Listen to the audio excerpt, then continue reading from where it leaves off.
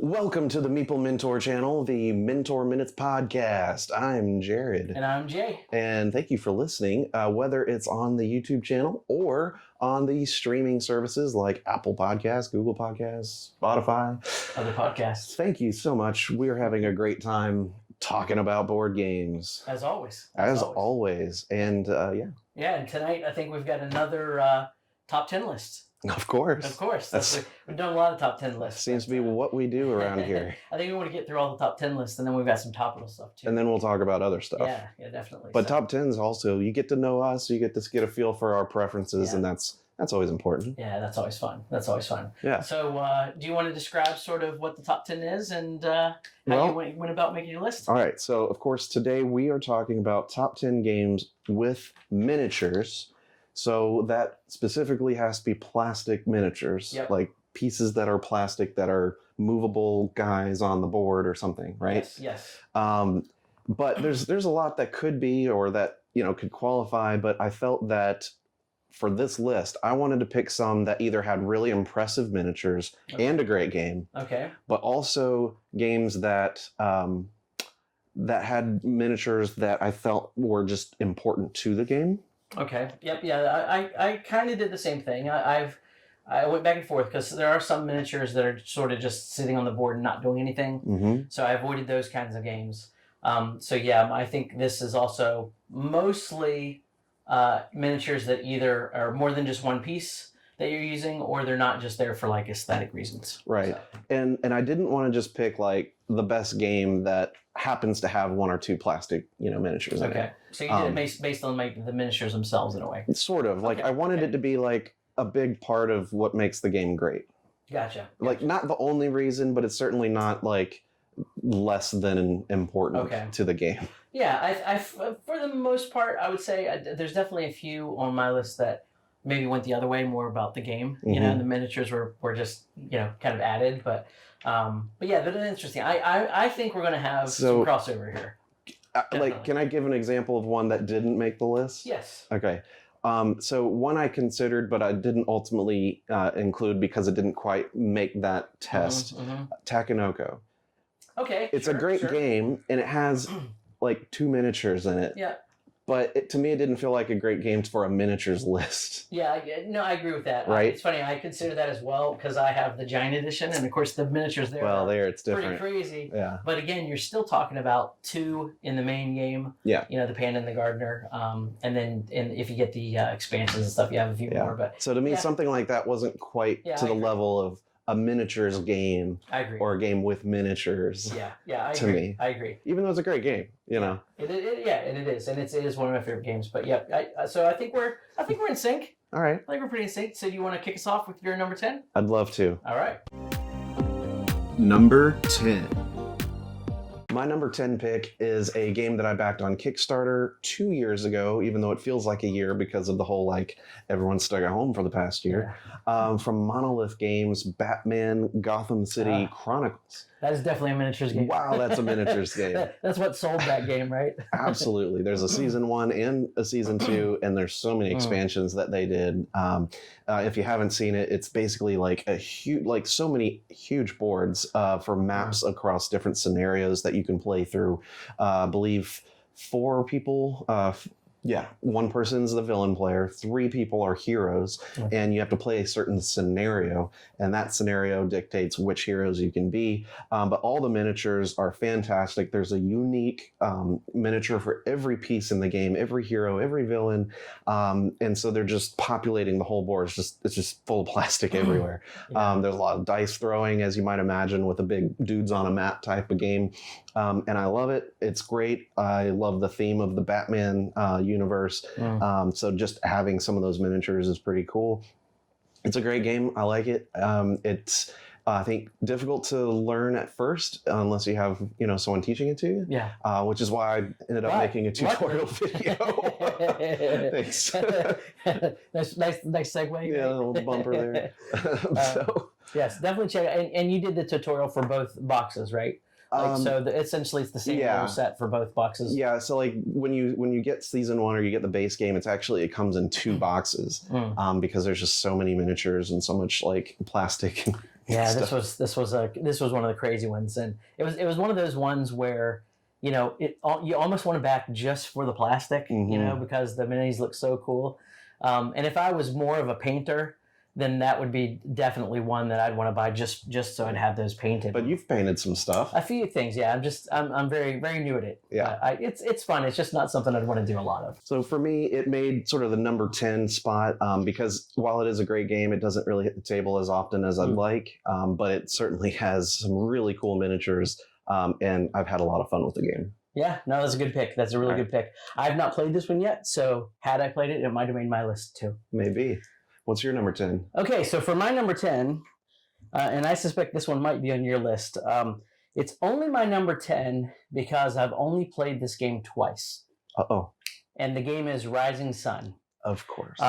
Rising Sun is, I mean, when you think of miniatures games, this may be like one of the top 5 I think people might think about. Sure. Because the quality of the CMON or Come On miniatures is always just outstanding.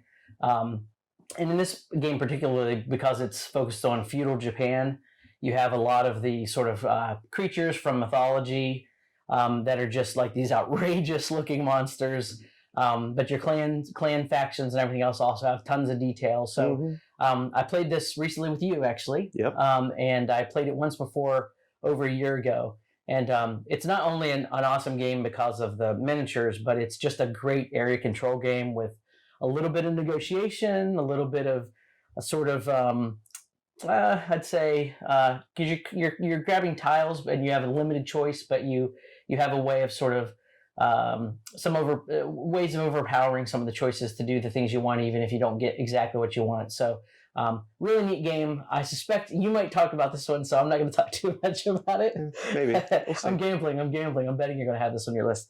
But for that reason and the amazing miniatures in this one, Rising Sun is my number 10. It's a great pick. And Come On, they, like you said, they really specialize in great miniatures. Yeah, and I think this one is probably going to rise on my list when I get more plays in. Like a Rising Sun. I totally missed that opportunity. Like a Rising Sun. Yeah, here we go. That's all right, wonderful. let's kill that joke and move on to number 9. Number 9. Okay, my number 9 is a game that has a lot of miniatures, but it's usually not known for that. It's mostly known because it has an app interface. So it's one of those games where the app is directing a lot of things you do. Mm-hmm. And the game is Mansions of Madness 2nd Edition. Mm-hmm. This is just a really neat game because it's modular. It's like a dungeon crawl, but with an app-based version of a game master, which took that from the 1st edition and actually where you had to have a physical game master and then made it into app form. Turns out it was more fun having everyone play. Yeah, cooperatively. Cooperatively. Yeah, and there's just so much sort of downloadable content from this game. You can play. It's a Cthulhu-based sort of Lovecraftian game where you're typically, searching for clues and ultimately like fighting some old ones or solving a crime or cultists or something. Or cultists or these types of things. But this game has some pretty great miniatures too. Mm-hmm. I would say the detail level is nothing nearly what you'd see in like a Come On type miniature. Right. So your individual characters aren't anything great or special, but they have a lot of really cool like Deep One and Old One type monsters. And the little Cthulhu guy. The Cthulhu, and they're pretty big too. Some of those miniatures are pretty big. So when it comes to games with miniatures, and this one has a lot of them, that's what made my number 9. Cool. It almost made my list. Yeah, almost. Almost. Yeah. Mansions of Madness, I really like. It's a great game, and I just felt there were some others that I would prefer. Hey, that's cool. That's cool. But it anyway. Yeah, but it is a good one. So check it out, Mansions of Madness. My number 9 is also a game that was funded through Kickstarter. It's from Ankama Games called Monster Slaughter. This one has a lot of miniatures because every time you play, each player chooses a family of monsters to be, and you have like a dad, a mom, and a child, unless you have like the gremlins, which have like 5 little gremlins. And so you play a card for each one of those characters on your turn. And once you've played all 3, then you can flip the cards back over and then do their actions again. So only one of your characters is going every turn, and you're trying to kill as many campers at this cabin as you can. And every point of damage you do to them gives you points. And if you do the final point of damage, you get a bonus token. And if you predict the order of their death, you get bonus points. And if you kill your favorite meal, because at the beginning of the game, you like assign your target token on one of the characters, and if you actually kill them, you get an extra bonus, like 5 points. And this sounds like very morbid, but it's kind of very family friendly, family style. Yeah, it's more cartoony, right? I have played this with my 7-year-old, and she loves it. Loves it. She wants to be the vampires all the time. Oh, that's fun. So they got their own special abilities and stuff too, and then of course not just the monsters, but the cabin. The humans, the regular guests, all have their own miniatures, which are pretty detailed. And the monsters, I also say, are they're colored differently. Like, so, the werewolves are blue, the vampires are kind of red, the aliens are kind of like a see-through blue. I love it when they do that, because a lot of times with those games, the miniatures are all the same color, and so you feel like, unless you have bases that are different colors, it's kind of hard to tell them apart on the board. So they kind of planned ahead with that. So it plays really well. It doesn't take too long to play, and they just funded and delivered an expansion to it. I did an unboxing for the expansion, so that was cool. Like the basement. So it's a fun game. Yeah, and I've not played this one before, but it kind of sounds like almost like the opposite of a tower defense game in a way, because instead of defending a bunch of stuff, you're sort of the ones that are coming in. You're the attackers. Yeah, that's neat. That's a neat concept. I like that. And the humans have an ability to hide too. And sometimes, since your opponents, your other players, are trying to rack up points or try to kill them, you can do a scare move and make them run. Oh, so you uncover their position. So that's it's like, oh, well, I'm going to scare them so they move to another room, or their card gets shuffled into the deck, and it's like, now you got to find them. That's cool. That sounds like, that definitely sounds like it could be played with the family, and a lot of fun. Yeah, it's not very like dark or intentionally dark. It's very like artistic. Yeah. Okay. Yeah. Anyway. Yeah, I'll definitely check this one out. That's my number 9. Cool. Number 8. My number 8 pick it almost didn't make the list for one reason. You have to get either the Kickstarter version or the expansion that adds the miniatures. Yep. And this is just an amazing game called Anachrony. See, I knew this would be on your list. I was thinking that same thing. Yes. Because you don't have to have the miniatures to play it. You don't have to have the miniatures, but man, it just makes such a big difference. Yeah. And if you have the miniatures, you have to use the miniatures. Yeah. I mean, you have these cardboard workers, and normally you would just place them on like some other bit of cardboard to indicate that they're in their mech, right? Their exosuit. But if you have the exosuit miniatures, which are all like custom to your faction, the workers actually slot into the plastic. And it's just like their head sticks out, and you're like, dude, that's so cool. Like they're piloting they're moving their mechs around with the little dudes in there.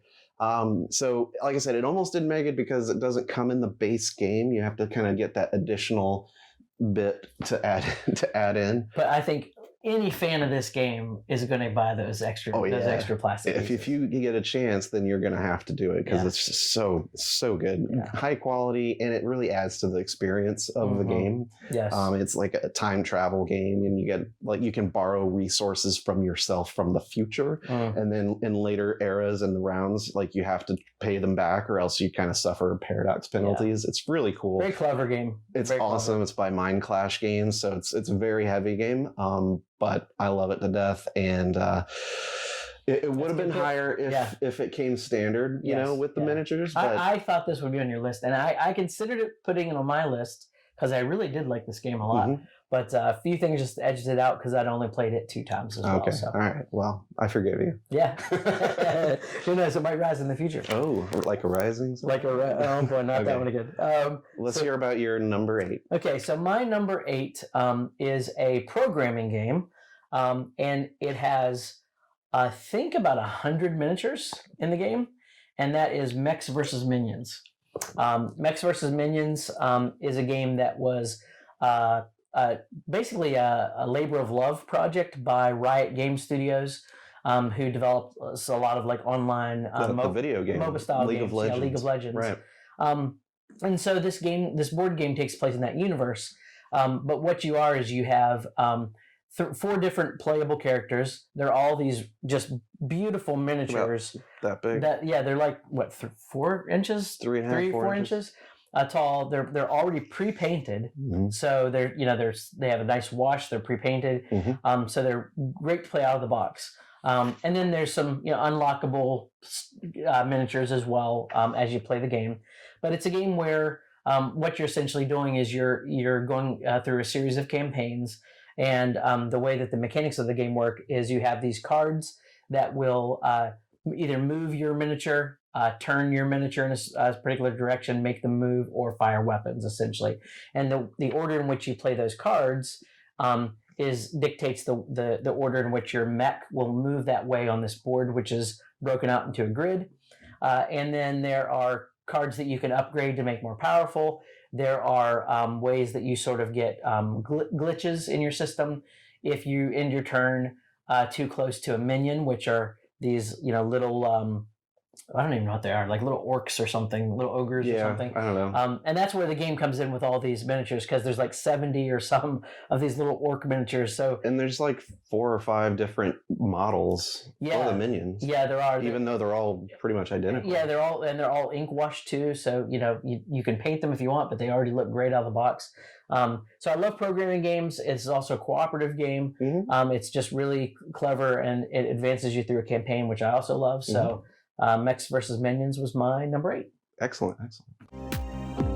Number 7.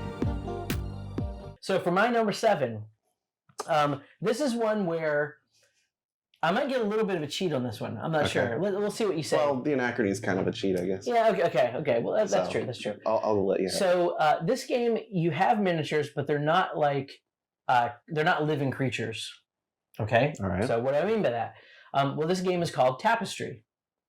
And Tapestry, one of the draws to Tapestry, which is a sort of I don't want to say it's not a light game. It's a light civilization game because it has a civilization theme, but it's not a huge, deep civ builder type of game. It's definitely a but it's Euro. I think it's a Euro civ game. Yeah. Yeah. Because you're developing your different cultures and civilizations, and acquiring technology. It might end up being the heaviest Euro on this list. It may actually. It may actually. That's true. Of mine, a lot of Euros don't really have mine. miniatures. It probably is. You're right. But the miniatures themselves are these really cool buildings, and they're actually not even plastic. They're like resin or some sort of thing, like almost like a clay or some type of thing. So they're beautiful on the board, and they're not just there for looks. When you get one of these miniatures by reaching a certain point, like on a track. You then can place that building in your own city board, and the bottoms of each of these building structures has kind of like almost like a Tetris-like shape on the bottom. Yeah, just a grid. Yeah, so it covers parts of a grid, and then you can unlock things based on how it covers and stuff. So you do use it functionally in the game as well, and certainly I think the minis are a big draw of this game because. They just look really amazing because they're pre-painted. They're pre-painted. They're sculpted, so they actually have a very and they kind of range between like this and that. A good variety. There's even small, some are big. Yeah, some like futuristic buildings, and then there's some I like the less modern buildings and things. Space shuttle one. Yeah, that one's a cool one. That was a cool one. And then they just launched not too long ago an expansion that had some additional buildings as well. So nice. Tapestry, loves Stonemaier games. Tapestry is one of them, and that's my number 7. Great. Also did a tutorial on that. I already knew it, so that's why I didn't watch well, But I'm going to watch it again just because you did it. Oh, okay. He doesn't watch my videos. I do. I absolutely. Actually, none of my friends watch my videos. I do though. I even thumbs up those videos. So yeah, well, the ones that you're in. No, yours too. I really do. I seriously do. It's too late. 2 thumbs even. All right. So over to me. My number 7 is a programming game using robots called Robo Rally. Okay, I was gonna say it's not. I didn't think it was gonna be mixed, but yeah, Robo Rally. Robo Rally. That's right. Yeah, it does have miniatures. You're right. They're miniature robots. Oh yeah.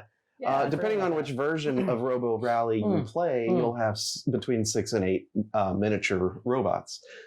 It's such a good game, and it plays well at all the player counts. In fact, I would say the more the merrier, because it gets chaotic. If you're looking for more chaos and hilarity and craziness, then for more people. But it doesn't increase your playtime because there's so much simultaneous play. And as you're programming, whoever, once everyone but one person has finished programming, you can put the timer on them to force the last player to hurry up. Yep. So that even if there's, a lag and, someone trying to plan out something, you can still force the game forward so you don't get stuck, waiting for everybody to max out or map out their program cards. But just like what he was saying with mechs versus minions, you've got rotate cards, movement forward, or sometimes movement back. And depending on the version of Robo Rally, you're either dealt from like one deck to everybody, like 9 cards, or you have your own personal deck, which has the same cards as everyone else, and you kind of reshuffle those. The new edition has that as opposed to the one huge deck. I believe the reason they did that, or it was 2 things. One, shuffling all of the cards was kind of a chore. Sure. Yeah. And the more people you have, the more often you have to shuffle them. Right. And then the second reason is sometimes you just get hosed and you just get all turn cards. So if you have a little bit more control over how often you're going to see movement cards by having your own personal deck, that tended to be a little better. That is a better design choice. You're right. Yeah. So, but I like all the different versions. They all have sort of their pluses and minuses. But I think the new one even has pre-painted miniatures for their robots. Oh wow! But again, it only plays to 6. So you take it and leave it. Trade off, right? Right. So it's a great game, and there's modular boards. You can even, you can go with whatever maps the rulebook gives you for the race, because it is a race, or you can just use the boards and make your own. And you got little checkpoint things. You just kind of set them up wherever you want, and you can make it as long of a race as you want. And this is definitely a chaotic game, or can be. Too. Oh yeah. Yeah, especially if you have all the players, right? So yeah, that's a classic and a great pick. Yeah, Richard Garfield. Yeah, didn't even think of this one, but I like it. Number 6. So my number 6 is another programming game. Believe it or not, this one has some pre-painted miniatures, and it's called Mechs versus Minions. So you actually like this better than Robo Rally? Well, actually, do you like it better than Robo Rally, or do you just think it just depends on what kind of game I'm ready to play. Okay. One is chaotic and competitive, and the other one's cooperative and campaign-based. Yes. Yeah. So they're both great. They're right neck and neck. I think the quality of the miniatures are better in Mechs versus Minions. Sure. And the production value, I think, is higher. Yeah. No matter which version of Robo Rally you're using. So I think Mechs versus Minions is generally going to hit the table more often. It's easier to teach, I think, but it just depends on what kind of game you're going for. So, everything he said about Mechs vs. Minions, I'll also, say is why the game is really, really fun. I have played through the whole campaign, and even after playing through the campaign, there's some extra stuff they add in so that you're incentivized to either play through again or add in some new things to keep it interesting. Yep. Yeah, same reasons as you, and you're right. They're both. I think that's a great choice because this is one of those games there, though it feels very similar in a lot of the gameplay elements. That co-op versus competitive definitely makes a huge difference. So if you can have there's room for both in the collection, and I actually have 2 Robo Rallies in my collection because of the differences between Robo Rally. Yeah, and you can increase the player counts and all that. Yeah, that's cool. So if you haven't played it, it's very affordable for the value that you get. I believe you can get it directly from Riot Games' website. They're like $75. Yeah, it's a great deal. It's it really excellent game, full of miniatures. That's why I gotta put it on my list. I like it. Good pick. Good pick. I know. So my number 6 is actually a 2-player game, and I might get some garbage on this one a little bit, but I'm going to try to justify it to see if it works. First comes the garbage. Okay, first comes the garbage. So although miniatures are not a big, as far as your player miniatures, they're not awesome miniatures. They're small. This game is called Santorini. But it has some awesome building miniatures. So you in this game, it's an abstract strategy game. I'm trying to keep a straight face here. I can't tell if you're joking. I'm not joking. I'm not joking. I don't have as many miniatures games as he does. Wow, I can't believe this. But the reason I like Santorini is because you also have building miniatures as well. When you look at this game and you play it, you're actually building like different parts of the city of Santorini. But those aren't miniatures. They're miniature buildings. They're plastic and they're buildings. Yeah, but they don't. And you have miniature people too. Okay, the little guys. Yeah, little miniature. They're technically dudes. miniatures, but I don't even call the buildings miniatures because they can't really move. They're smaller versions of big buildings. Anyway, let us know in the comments what you think about Santorini as a miniatures game. Team Jay or Team Jared. But yeah, this game it's a great 2-player game because out of the box you're basically just doing one thing. You're moving and you're building a piece. And the goal is if you can get on top of a 3-story building, then you win the game. What makes it really an interesting and replayable game is that it comes with these different god powers. And so if you take a god power, then you kind of break the rules of the game with your character. And you can do a lot more things like maybe build twice or move around the board in interesting ways. So it's one of the best 2-player games. There's a new version of this game or a re-implemented version of this game called Ragnarok's that's actually on Kickstarter that just ended. I think that may replace it because it's Viking themed and I really like Viking themed. But that one has miniature crystals, so I didn't even mention that. So anyway, that's my number 6, Santorini. I have no words for you. No words. Number 5. Yeah, let's hear about your number 5, Jay. Okay, my number 5. Is it going to be better than Santorini? It is, but you're going to notice some common theme with this one. Okay. So this is absolutely a dudes on the map game. Mm-hmm. Okay, I'm with you so far. But but you only have one dude. So it's a dude on a map. Dude on a map. Okay. Yeah. Is area control, so similar to like a Blood Rage type of game. Mm-hmm. And it has dice rolling and weapons attacking and card play and things like that. It's called Path of Light and Shadow. Now, the reason this made my list is you do have cool miniatures for your characters and you're going around conquering lands and having battles, but this also has these cool like buildings on the map that you're constructing, and when you do damage to these buildings you actually remove layers of the building, so there's like miniature castles that are also on the game. And this is it's one of those games that it did a Kickstarter, it's out of print, very few people have even played this game.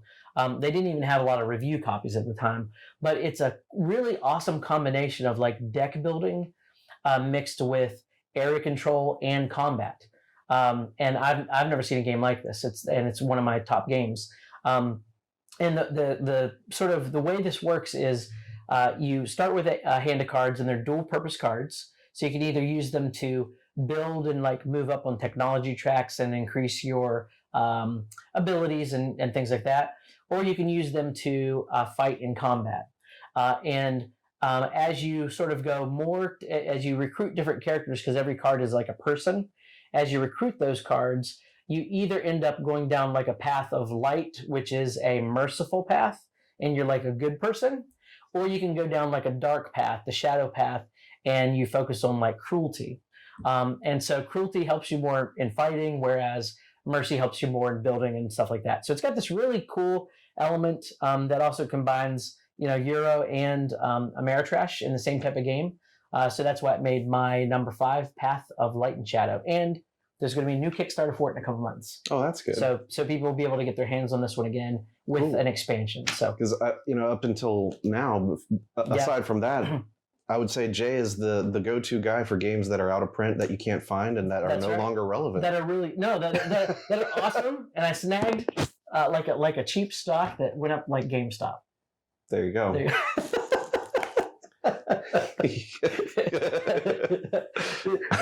It's going to be funny to see if this Kickstarter goes crazy. I know. Yeah, but we'll see. I'll keep telling them if it doesn't, I'm still gonna give you crap for it. Yeah. Well, see, you can play it, and then you can decide if you like it or not. Right. All right, and not to say that I don't, like older games. I mean, Robo Rally is pretty old. That's right. All right, my number 5 has a lot of great huge monsters and miniatures in it, and it's called Rising Sun. Yeah. And it's wow, it's just impressive to look at. It's impressive to show people, even if you don't play the game. You're like, just open it and like, wow, look at all this. Look at all this plastic. The quality of the miniatures is something, just amazing. One of the best. I mean, just having the miniatures is like, I just want to play it, and I want that creature if I can get it. And even if it's not like ideal to my strategy, I just want that one. I love games like that. So it's a fun game, but it can be very strategic, and there's that negotiation that happens as well. And so there's a lot to like here. There's the not drafting, but there's like you take the next 4 tiles, and then from there you choose one action, and everyone has to do that action, but they get like a lesser version of it. Essentially, it's area control over like Japan, and there's a beautiful map, and it's all very like themed artistically of the Japan aesthetic.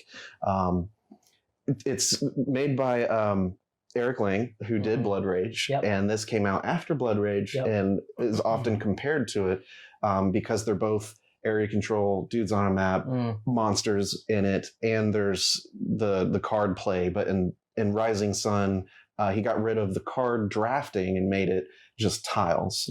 Otherwise, it plays very similarly, but I felt that Rising Sun is the better game, even though it's not as beloved. It's more maybe Euro-y and strategic maybe than Blood Rage, I think. Blood Rage can be really swingy. It can be swingy, absolutely. Rising Sun has less swinginess to it. And I felt that Rising Sun is easier to play with new players. That's interesting. Because Blood Rage, if you don't know what cards are good or what combos might come out, you're drafting blind. Like you don't really know. That's true. What your strategy is going to be. Blood Rage can definitely be a turn. You're like, wow, I didn't realize that would be a great thing to have. I wish I had known that. That's true. Whereas Rising Sun, everyone's taking the same actions, so it's really you only making a choice once every however many players there are. So it's less important that you know the game ahead of time.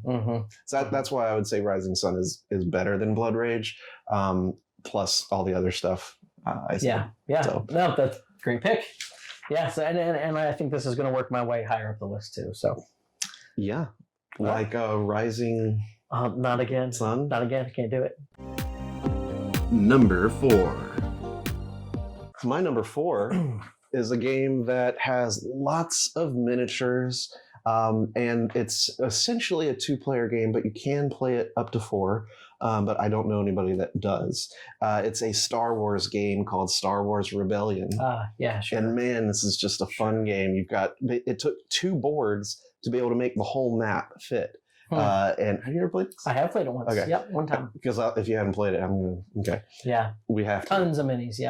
Lots of miniatures, and you've got this build track on the side of the board where you're at that you can build either like new ships or the Death Star if you're the Imperials. You can get new ground troops, transport ships, like all the stuff that you're familiar with Star Wars is there, and the map is the Star Wars galaxy, right? And every planet basically in the universe of Star Wars universe, you can find here.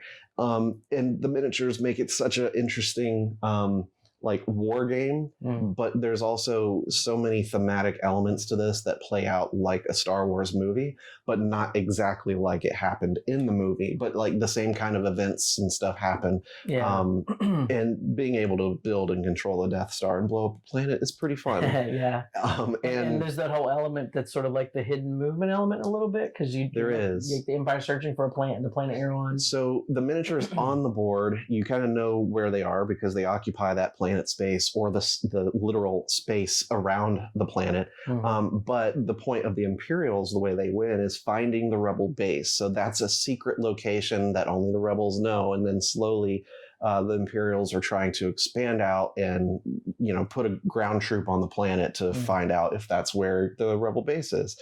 And at that point, kill everything at the rebel base, the Imperials win. Otherwise, you kind of have this turn track that the rebels have to stay alive long enough for. And there are special objectives. I can't remember what else they might be called, but there's also like different characters you recruit that give you the special abilities. special characters. But by completing certain objectives, you can kind of jump that turn tracker back up so that it takes less time to, for them to win. Super thematic game. Super thematic. Yeah. If you love Star Wars, this is Star Wars in a box. It's amazing. Great at 2 players. You kind of play across the table, and lots of cool miniatures. Yes, good pick. Got to be on my list. Yeah, I didn't even think of this one, but you're right. It's got a ton of minis. Tons of miniatures. So yeah, that's a really good, and it's an awesome 2-player game. Mm-hmm. So good pick. That was your number 4. It sure was. Okay, so my number 4. This is sort of a cheat, but sort of not a cheat, and I'll explain why. So similar to Anachrony, the base game of this actually has no miniatures at all, and it's a game that was new last year. It's also by the designer of Clank, and this is Dune Imperium. Now, when you play Dune Imperium, it's all wooden pieces. There's no minis at all. A lot of cubes. But they, because of the popularity of this game, next month they're actually launching an expansion to the game, which is really just replacing all the wooden pieces with miniatures. So you're now going to have miniatures for your characters. You're going to have miniatures for all your troops that you put in battle. So I think it's going to add a lot of theme to the game, which I think is the biggest criticism of this game. I agree. Is the theme isn't there. If you're a big fan of Dune, and the source material, you kind of read the theme into the card play, and there's cool art and things like that in the cards. But as far as the board itself, it's pretty bland, and definitely looks like a straight Euro. So, but the game is so good. But the game is so good that, in my opinion, you're willing to say, well, it doesn't have miniatures yet, but it will. But it will, and I've already done the pre-order for this, and I've seen the minis, so I know what it's going to look like. And I think it's going to add a lot to the game and make it maybe draw players in that weren't initially drawn in by the aesthetics, but now that it has a bunch of cool minis, I think they're going to give it a try. They should reprint it with the miniatures. Who knows? They'll probably do some like deluxe edition or something. It's got to happen. Yeah, but I think they weren't sure how well this would sell, and then when it got super popular, they decided to go ahead and do it. So excellent. So that was my number 4, Dune Imperium. Number 3. This is a game that has probably the largest miniatures in a game that I've played, and this is called GKR Heavy Hitters. GKR stands for Giant Killer Robot. So if the word giant's in there, it's got to be big, right? Makes sense. This is a game by, interesting enough, Weta Workshop, and Weta is the company out of New Zealand that does a lot of miniatures for like Lord of the Rings properties. But they were also like the prop studio that did a lot of the special effects and costume design in the Lord of the Rings games. They also did the special effects in a movie called District 9. And I would say this probably takes more from District 9 than any of those other properties, because this is basically a game where you have these huge robot mechs that are stomping around on a battleground trying to take out the other teams. It's got cool card play where you're using cards to do actions, but the cards are also your health. So when you get damaged, you have to discard cards out of your hand, and essentially whoever runs out of cards first is kind of the loser. The cool thing about the game too is it comes with a large board and these sort of large sort of city standees. They're made of cardboard, but it just adds to the feeling of these like really huge mechs like the stomping around the city, doing combat. And everybody has their own kind of large mech and then 2 smaller ones, and then it has and then you have these kind of even smaller versions. But these are also pre-painted. They look awesome on the table, and I just love that combat theme. So for me, that's what made my number 4, GKR Heavy Hitters. That's one I haven't played, but it is one that is on my list, and I'm hoping that it doesn't play well at 2 or. So I've only played it at 3 and 4, and I think 4 plays the best. Okay, we'll have to bring some of our friends. Game night. Game day. My number 3 pick is a game that was, I think, my first Kickstarter that I backed several years ago. It also is probably one of the last I received. Oh, wow. It was in development for like a ton of time, and there were a lot of delays. But there's a ton of miniatures, and I love the IP so much. It's Dark Souls, the board game. Right, I forgot that was a yeah. Wow. I've never played this one. Oh, it's so good, and it's very much just like the video game, and it's tough as nails to win. It's a cooperative 1 to 4 players, but you could just, do the whole campaign of just single player if you wanted. And yeah, you go across the map and you flip over a card and it says this is what's there, and then from then on you got to kill those guys every time you go through that land, and when you die, you do it again. And you're slowly gaining souls, which are experience, and then you spend that after you die or between encounters, and you can get you draw items off the item deck, and that could be rings or armor or weapons or shields and all kinds of stuff and gear that you would find in the video game. And you basically are trying to get to a mini boss, and then you do it again and get to the main boss. And then with the mega bosses expansions, which I have, you can then do to the mega bosses. You have like a whole shelf in this game. I have a whole shelf of Dark Souls stuff. And the mega bosses are very impressive. I think my favorite one is the Black Dragon Calamite, and he's about that big. Oh, wow. So and about that tall. So for you on the podcast, Jared's basically going like 12 inches wide and like 10 inches tall. It's amazing. That's a big mini. The bases on some of those are about 7 inches around. Oh, wow. Good grief. Yeah. How's that fit on the board? The mega bosses are so big that you have to have their mega boss encounter board. Okay. And to allow for them to occupy space. Wow. That's crazy. So instead of having grids or anything, they use nodes, which are just like kind of like a grid, but no lines. And it's just like dots, spaces that you can move to.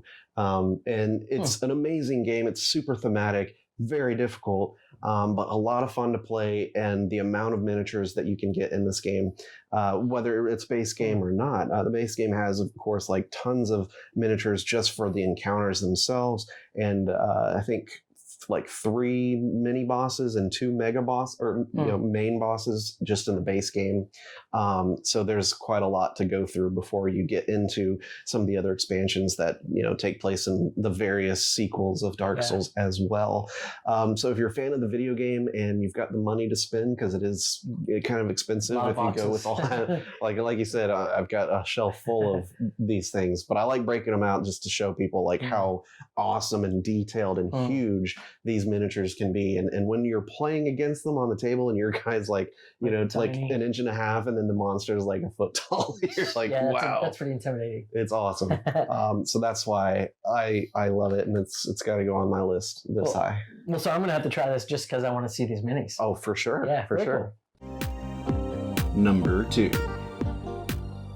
My number 2 pick is a game that has functional miniatures that are also quite large, as well as plenty of miniatures that are smaller for your soldiers. It's called Lords of Hellas. And it's from Awakened Realms.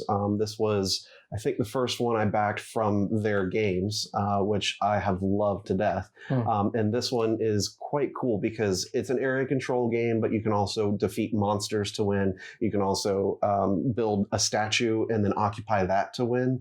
And that's, I think, the coolest part is because, yes, you do have like your own miniature for your hero, plus the soldiers, which are smaller. But there's miniatures for each monster in the game that might come out with like a card.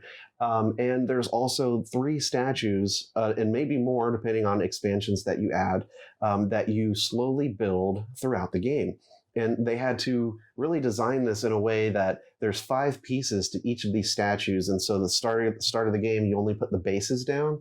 And then as a player builds a statue, like it goes on top, and then you get the next piece, it goes on top, and that's cool. They fit on top of each other. Like Santorini. No.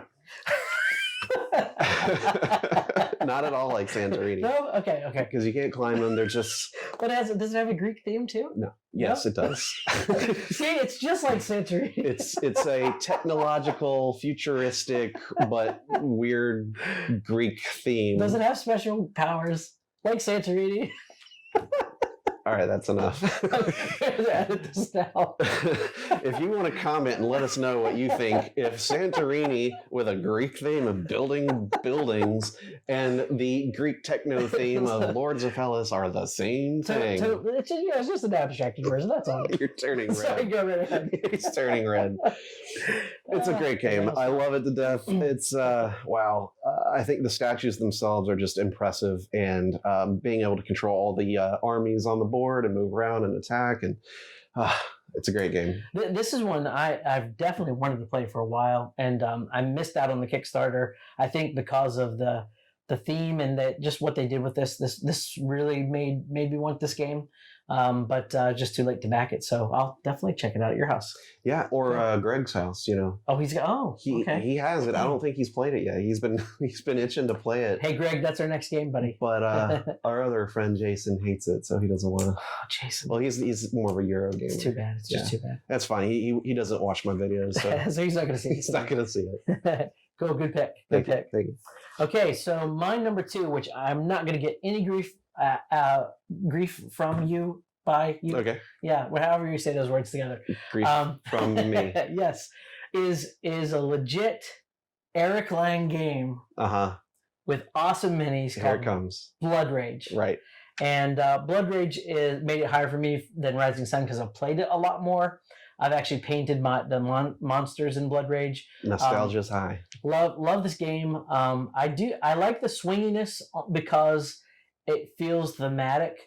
And I don't win this game very often, but there's just something about, when everybody kind of is in this battle, especially in Yggdrasil, where you just have like a pile of plastic, like in the middle of the board. It's chaos. And it's chaos, and everybody, reveals the battle cards, and then some are canceling effects of others, some are like wiping out, warriors and all this stuff. It's just a really cool sort of Viking-themed fantasy game with awesome miniatures, but it has some really good Euro, area control elements, has, drafting. I really like it. So I think I don't know that Rising Sun is going to replace this for me. I just don't know. And I have found that this is pretty easy to teach the new players. But I've never taught Rising Sun to new players, so I don't know if that would be easy or not. But for me, this is a great one. Has awesome minis, and I'll stand by my number 2. Mm-hmm. That's Rising Sun. No, it's not. What's not? Number 2 is not Rising Sun. That's not wrong. You're right. Right. Y'all heard it. You did that to me. No, y'all heard it.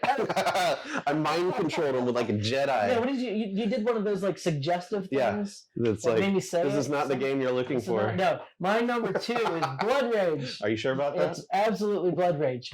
Yes. Number 2. Can I quickly share the last time he and I played this? 5 players. Oh, it was awful. He got last. Remember that guy Jason we talked about? Yeah. He got like over 200 some points. It was ridiculous. Never seen that. Ridiculous. 270 points. I think I got 30. Okay, you're bringing back some bad memories here. I don't want to talk about But yet, and that kind of shows that even though you don't win games, but I had fun. You can still have fun. I had a blast, yeah. And it could still be one of your favorite games, like number 2 as far as miniatures. It's true. Yeah. Even though you're terrible. Okay, moving on. I was terrible at it. I was absolutely terrible. I broke 100. I'm happy about that. Wow. My 1 point. Let's move on. Honorable mentions. Okay. So let's talk about our honorable mentions. I have a couple, so I'm going to start first. Go right ahead. So you mentioned Mansions of Madness 2nd edition. So I'm keeping that on my honorable mentions because it is a fantastic game with a lot of great miniatures. But I felt that some of these others were just better. Yeah. Stuffed Fables is another great game with 4 miniatures, I guess, because there's one for every player that can play. And they're really good minis. They're really good quality. But I think when I think miniatures game, I don't think... Yeah, that kind of falls into my clank. Yeah, it's sort of a cheat because, it has plastic minis, but the majority of what you're doing is like rolling dice and exploring like the storyboard. It's a very story-driven game. Sure. But it's great. Kemet. Yeah. This one probably I should have made my list, to be honest. Because it even has like monsters and stuff, and I love the game. Maybe Kemet instead of Santorini? We will officially say that Kemet is my what was it? Oh god. Number 5. Okay. Yeah, Kemet's my number 5. You're Kemet's great. It has all these wonderful monster miniatures that can occupy the board. I can't believe I forgot that. It's just a great classic, like area control battling type of game. Yeah, that's a great one. That's a great pick. Kemet. And my last honorable mention is another Steam Forged game called Resident Evil 2. I love this because, again, I love the IP. It's based on the video game. And you can play through scenarios. You can do the whole campaign with players if you like.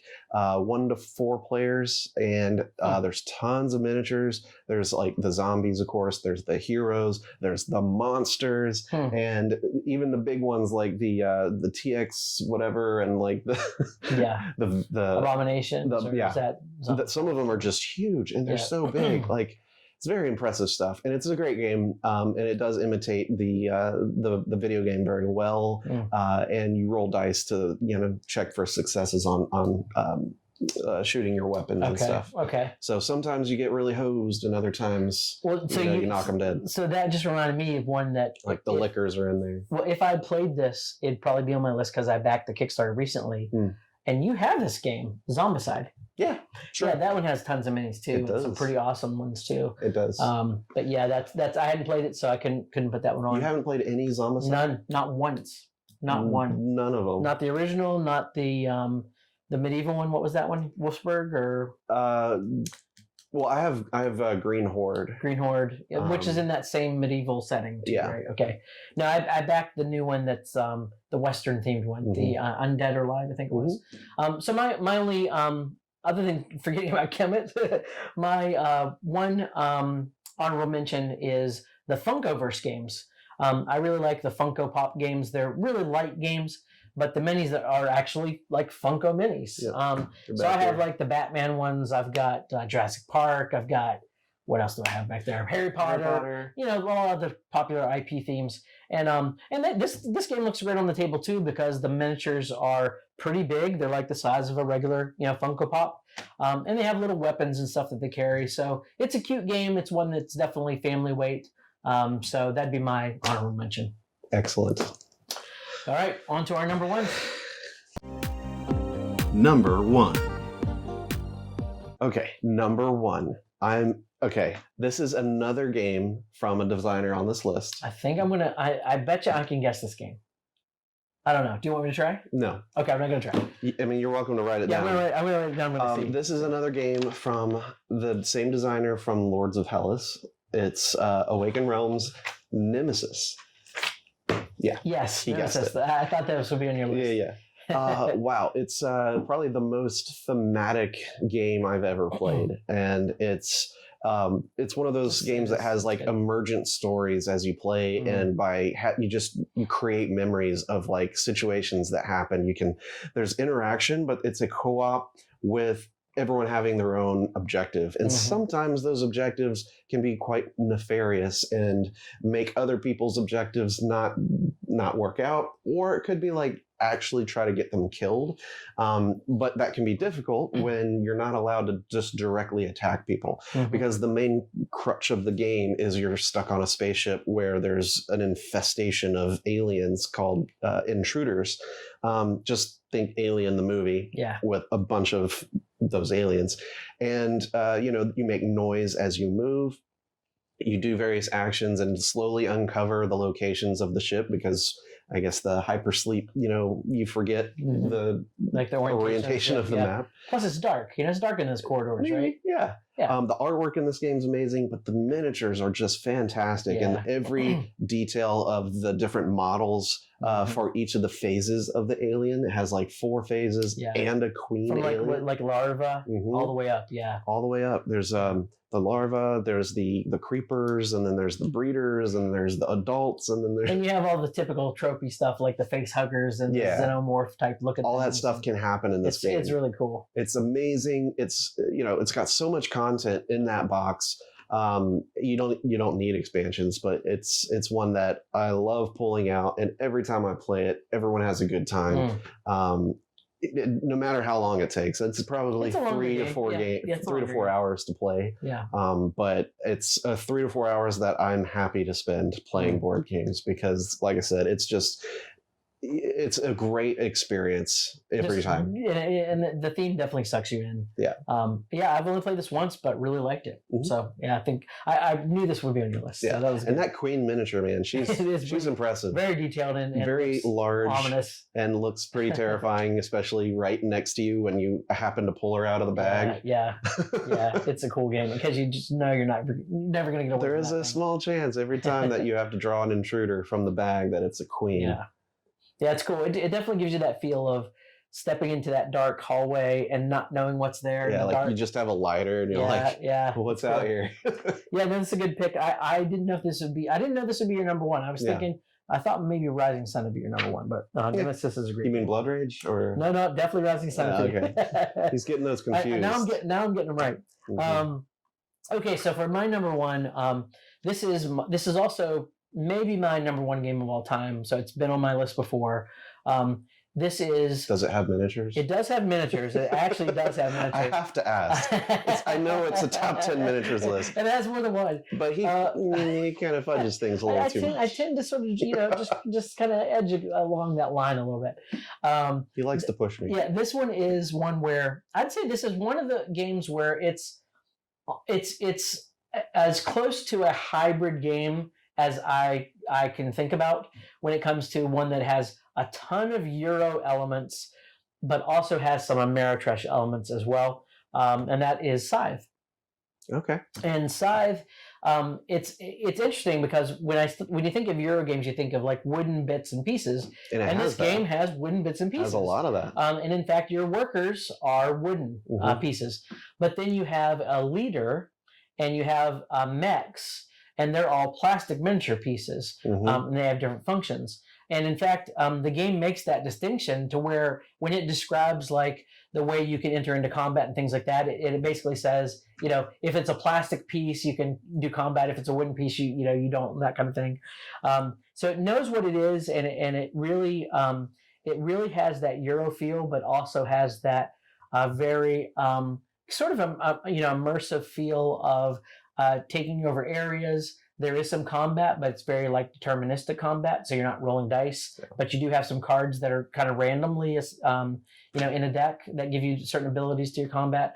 But you can augment those by, achieving certain things. So just a really cool game it combines a lot of elements of sort of tech tracks and upgrades with area control and with victory points for conquering your enemies and doing battles and accomplishing really thematic objectives too. And there's a lot of ways that you can score points in this game. Yeah, it's really one of those games where you tons of ways to be victorious, and because it has some really cool minis, especially the mechs, and it has, if you buy the expansions, it has like these floating really cool airships and stuff like that, all very sort of steampunk feel.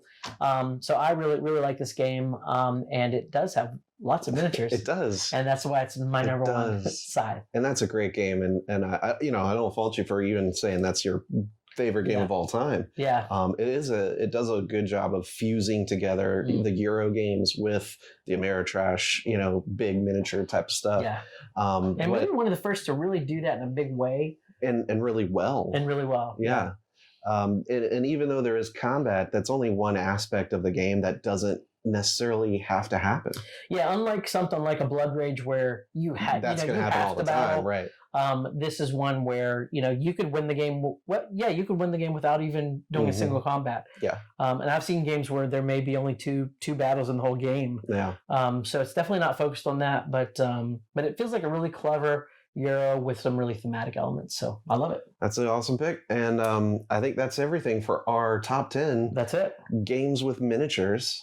I've had a lot of fun making this list and laughing at some of your picks. Yeah, we've been doing that a lot lately, haven't we? I think some of the edges of games that we've been skirting, especially on my side of the fence, have been pretty hilarious. So hey, man, that's why they tune in. To, hopefully, well, maybe someone tunes in to laugh at Jay's picks. Yeah, love you, Mom. I love you too, Jay's mom. She's a sweet lady. So, do we want to discuss anything coming up here that we can? announce? I'd say, we definitely have some more, interviews with some other content creators that we're going to be doing soon. We're part of the Gateway Network. Of course. So we're really trying to highlight in our videos other content creators that maybe you have heard of, maybe you haven't. And then everybody's kind of doing that too, to try to just spread the word about some really great people who are doing some stuff in the board game space. Yeah, the news recaps every other Friday that I'm doing. I'm also publishing on the podcast as its own thing. On this podcast. But yeah, that I do want to include as many of the Gateway Network content creators as I can, just to help shout them out, help them grow, because they're all doing really great stuff that just not as, getting as noticed. And part of that, we are, as he mentioned, we're doing interviews. We're going to have some game designers. We're going to have probably some Gateway Network people again. Yep. We've already talked with the Gamecasters. Yep. We're going to have, and we've talked to Charity Board Gamer. We have, yeah. That was awesome. And yeah, so there's a lot coming up. There's at least 3 game designers lined up to want to talk to us on the podcast. About their game designs. About their game. That you haven't even heard of yet. So right. These are brand new. Brand new. And so you're gonna want to tune into that and hit the follow or subscribe or whatever to make sure you don't miss those. Since we're going to be talking to some of these designers about their games that are going to be funded or Kickstarter or what have you, they've offered for us to play the prototype version or the tabletop simulator version. So we're getting to play and check out some of these games, so that when we're talking to them, we're going to have a lot of questions and feedback from and criticism, the gamer's perspective. Lots of criticism. Just total. You're just rake them over the coals. We're gonna knock them down a level. We're not. Seriously, please still interview us. Lots. Yeah, we appreciate it. But we're having fun making those connections and shouting out people that are new creators or need the boost of just getting noticed. Because there's a lot of great designers and a lot of great games coming out. Yeah, and I just want to take a second just to congratulate you too, because this week you just passed 1,000 subscribers on your YouTube channel. So spread the word. Yeah, let's make it 10,000 as quickly as you got to 1,000. Wow, that would be crazy. Yeah, but yeah, I'm super awesome. Like, I'm very excited that we hit 1,000 this week. So thanks everybody for following me and believing in me and watching my stuff. And thanks for all the great content. So yeah, aside from Jay. Aside from me, I gotta apologize for that half of it. I do. I bring the stats down. But hey, if you've gotten to watch to this point, then hey, maybe you don't mind it too bad. Hopefully not. Hopefully not. And I also want to mention, of course, when this comes out, we have still a giveaway going on. Oh, that's right. We're doing a giveaway of Hadrian's Wall. At this point, you'll have probably 3 or 4 days left to enter. That's going to be a worldwide giveaway. So wherever you are, it's going to be able to ship to you if you win. So check that out. I'll have the contest link in the description of this video. Also want to announce that if you're following me on Instagram, and that's Meeple Mentor, I'm doing another giveaway partnering with another game designer who has a game coming up, and as long as it gets funded, you'll get a copy of the game. That's on Instagram only, and that'll start March 29th on Monday and last for 1 week. So you heard it here. Cool. Check it out. Hopefully you guys win and like the new game. I'm not going to say what it is until it is. So right. Yeah. Wait to surprise. All right. Well, I guess for Meeple Mentor and Mentor Minutes, I've been Jay. And I'm Jared. Catch you next time. Bye-bye.